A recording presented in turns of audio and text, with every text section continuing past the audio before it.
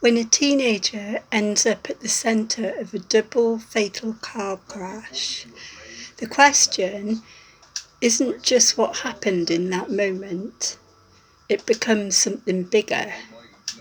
What does this say about today's teenagers? And what does it say about the society raising them? Teenagers are not just younger adults. Sociologically, they exist in a transition zone, not fully independent, but no longer children, shaped heavily by peers, emotions, and identity formation.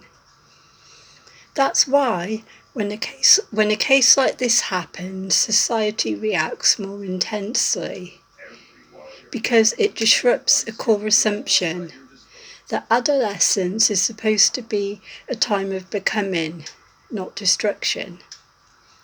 Every generation believes the next one is different, too reckless, too emotional, too online, too disconnected.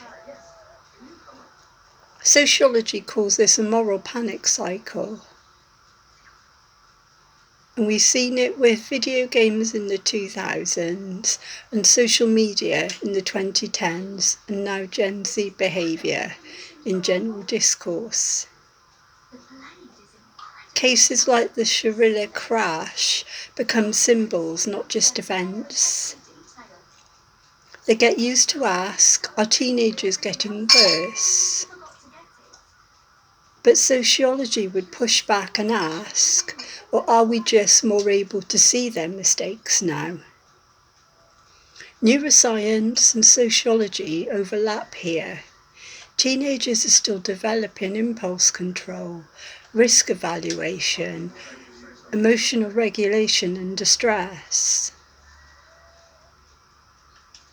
But sociology adds another layer. It's not just biology, it's environment. Modern teens grow up in constant digital visibility, social pressure through phones, rapid relationship cycles, and public performance of identity. So when something goes wrong, it doesn't happen in isolation. It happens in a high-pressure social ecosystem.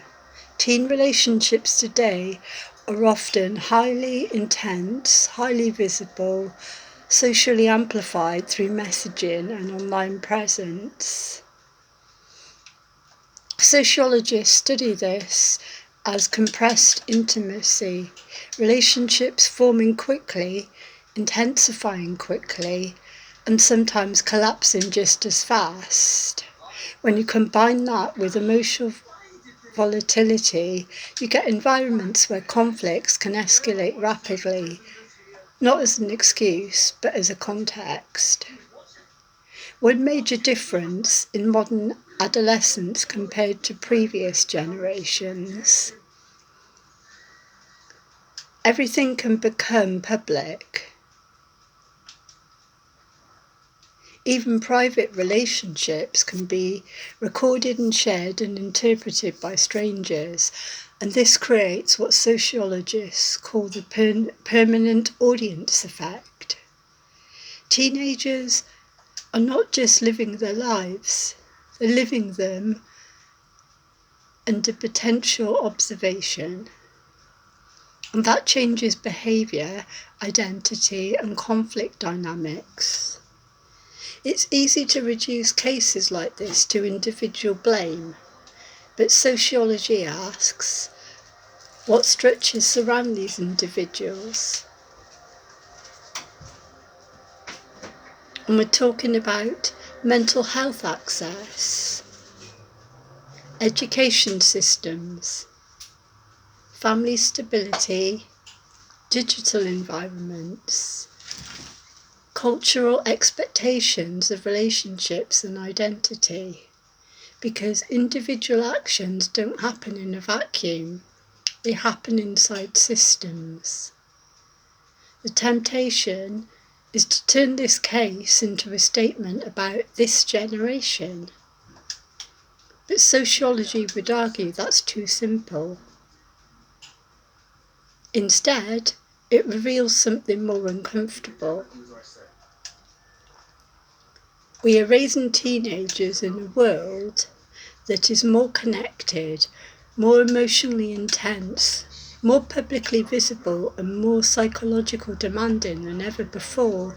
And when things go wrong, we interpret them through moral narratives: good, evil, accident, intent. But real life is often harder to classify. The Mackenzie Shirilla case is not just about one moment on a road.